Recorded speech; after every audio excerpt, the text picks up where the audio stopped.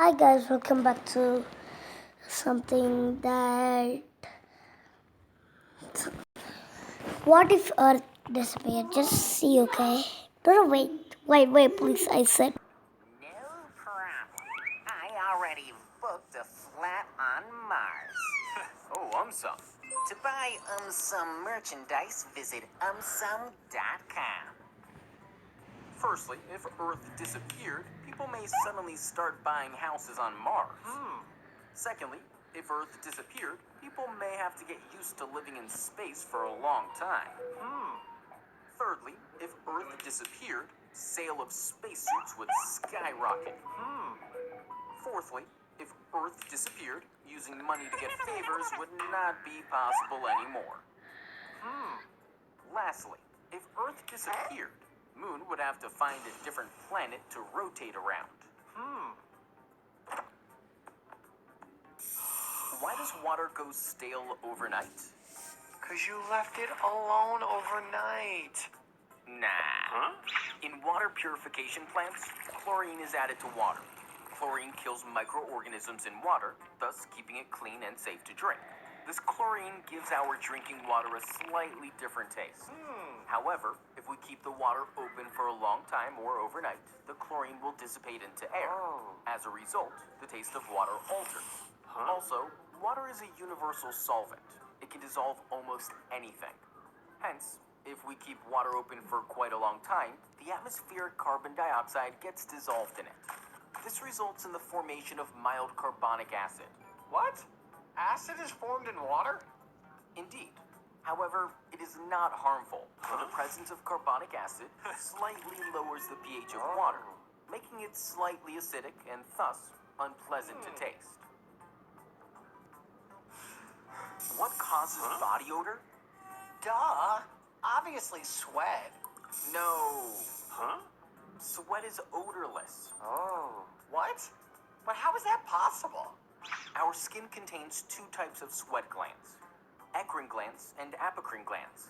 Eccrine glands are present all over our body. They produce sweat, which is mostly water. Whereas apocrine glands are concentrated in regions such as ear canals, armpits, etc. They produce thicker sweat, which has proteins. Can I eat these proteins and become a bodybuilder? Oh, gross. Just listen. We know that millions of bacteria are normally found all over our skin. When apocrine glands produce sweat, the bacteria on our skin break down the proteins in that sweat, releasing unpleasant smell, which we call as body odor. Why is fluoride added to water? To make water taste like soft drink. Nah. According to a prevailing study, when fluoride is added to public water supplies at an average concentration of about 1 part per million or slightly below, it prevents tooth decay. But how? Enamel is the hard outer covering of our tooth. It is primarily made up of hydroxyapatite. Hydroxyapatite is a compound of calcium, phosphorus, and hydroxide. Now, when bacteria in our mouth feed on food particles, they produce acid. This acid dissolves the hydroxyapatite, leaving behind a residue of calcium and phosphate ions. This results in a tooth decay. Now, when we drink water containing fluoride, the fluoride binds with calcium and phosphate ions, forming fluorapatite. As fluorapatite is less susceptible to acid attacks, it helps to stop the tooth decay process.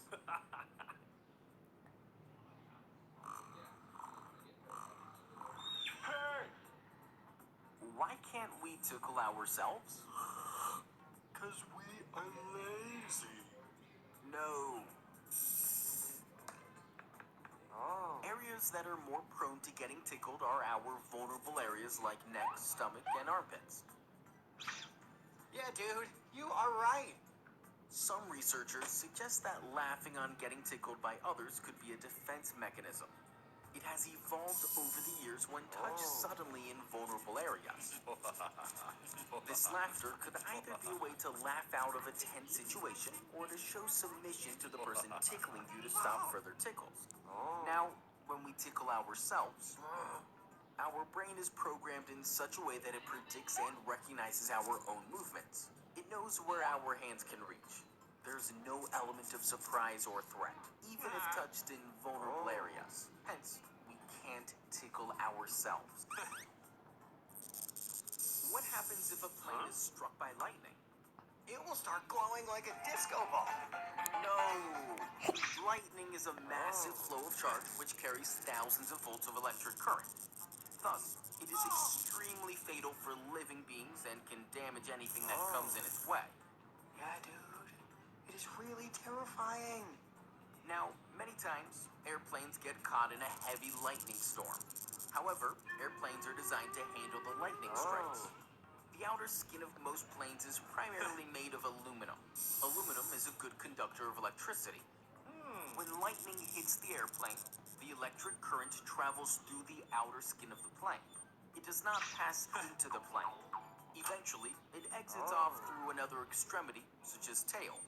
Thus, the airplane and the passengers within remain protected.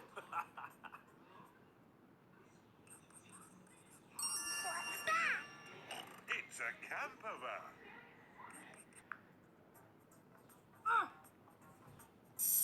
Why does hot air balloon float?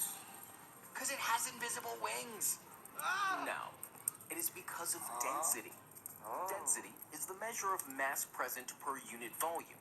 Lesser the density, lighter will be the object. Now, density varies with temperature. Oh, dude, it is so complicated. Alright, I'll explain. When a hot air balloon is on ground, the air inside and outside the balloon is of same temperature and density.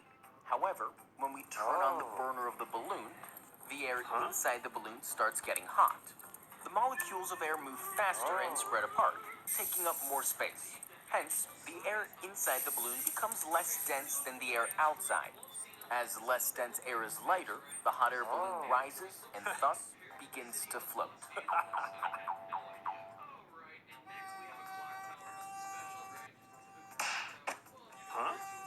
Why do mosquitoes bite only some people? Because they are lazy. Nah. There are a number of reasons why some people are more prone to mosquito bites. One of them is body odor. Millions of bacteria which live on our skin produce various gases. These gases form our body odor. Some of these body odors attract the mosquitoes. So, this is the reason why mosquitoes prefer me?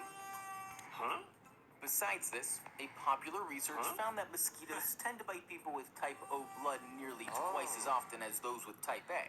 Exercising can also entice mosquitoes. This is because when we exercise, we release more carbon dioxide, heat, and sweat. Mosquitoes can detect this carbon dioxide and heat. They can also sense various substances in our sweat, such as lactic acid, thus making us more likely to get bitten.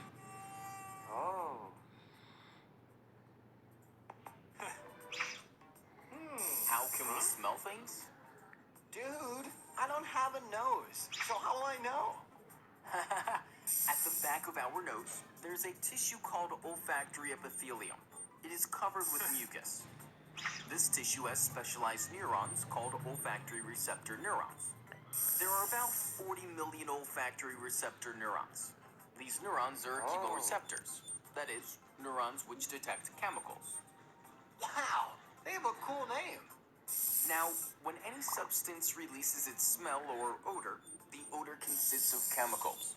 When we breathe in, these chemicals enter our nose. When they reach the olfactory epithelium, the chemicals get stuck in the mucus, causing them to activate the neurons.